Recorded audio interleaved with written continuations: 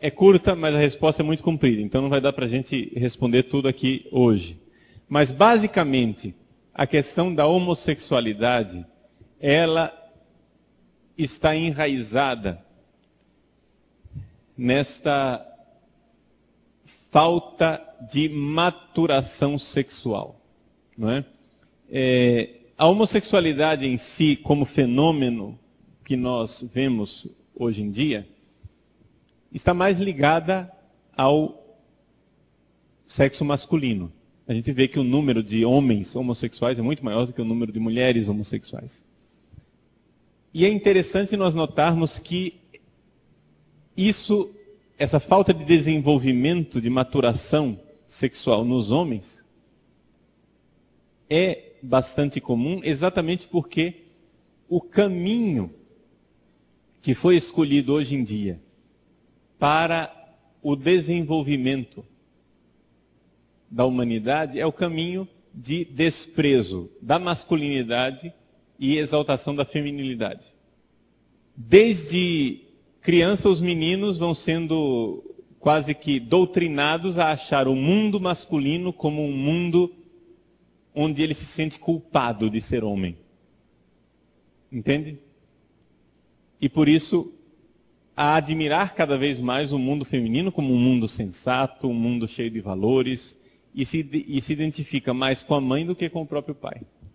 Essa é a questão do relacionamento do homem. E, com relação à homossexualidade feminina, o lesbianismo, eu diria que a causa é também mais ou menos a mesma, porém no seguinte sentido. Você pode ver que toda menina que tem problema de homossexualidade, ela tem de alguma forma uma rejeição da figura da mãe. Ou seja, quando a mãe tem algum traço que ela rejeita, ela volta as costas para o mundo feminino e não quer ser feminina, de alguma forma, né? Então, existe essa rejeição da própria identidade. Então, o rapaz, ele rejeita o mundo do pai, a menina rejeita o mundo da mãe. Tá? O que é que o feminismo influencia nisso tudo? Influencia bastante em quê? Em propagandear na cabeça dos meninos a bondade de ser feminino e não ser masculino. Ou seja, você pode ver que hoje em dia nós conseguimos fazer com que o homem se sinta culpado de ser homem, se sinta culpado. Hoje a cultura atual, toda ela culpabiliza. O homem é culpado de quê? De guerra, de violência, de tudo aquilo que é ruim na humanidade veio do homem.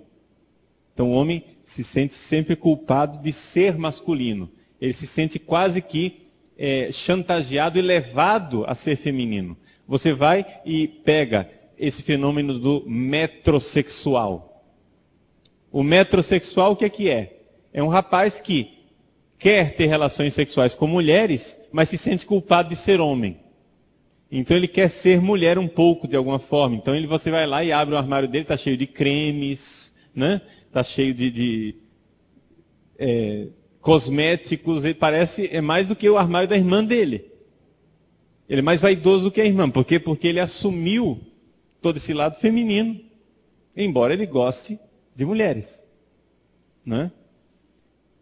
E no caso do lesbianismo, o feminismo influencia muitas vezes quando a mulher, por exemplo, a mãe, a figura da mãe, era uma figura excessivamente submissa, não compatível com o mundo atual. Existem várias... Eu estou dando exemplos, tá, gente? Só para saber que isso aqui não estou dando um passe de mágica explicando todos os homossexuais da face da Terra, não é isso não. Estou dando exemplos.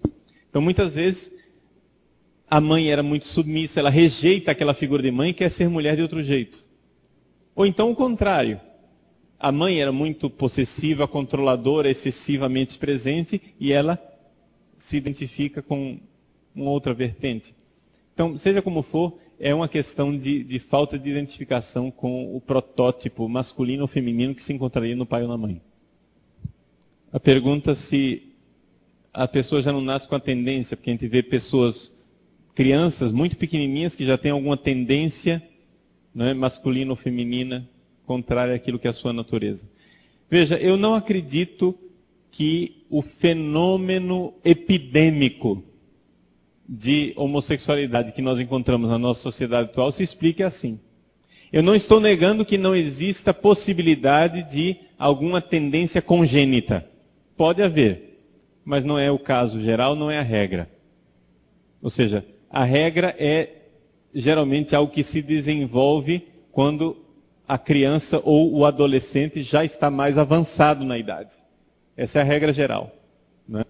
Aquilo que é congênito poderia se explicar por outras razões, hormonais, genéticas, etc., né?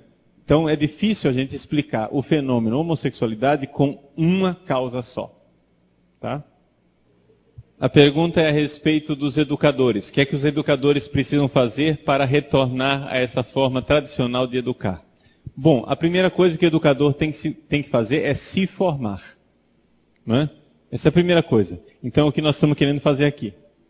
Ou seja, a primeira coisa é você saber qual é o projeto de Deus para não ficar dando tiro, né, à torta e à direito.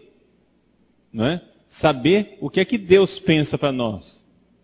Em segundo lugar, saber também que é necessário um pouco de método e de paciência. Nós chegamos à situação na qual nós nos encontramos, não foi da noite para o dia. Esse pessoal vem já há décadas desmontando o nosso sistema educacional. Não vai ser também da noite para o dia que nós vamos montar tudo de volta. Está entendendo? Então, calma e paciência, mas a primeira coisa, acho que o primeiro passo é esse que nós estamos dando aqui, que é a conscientização e a formação.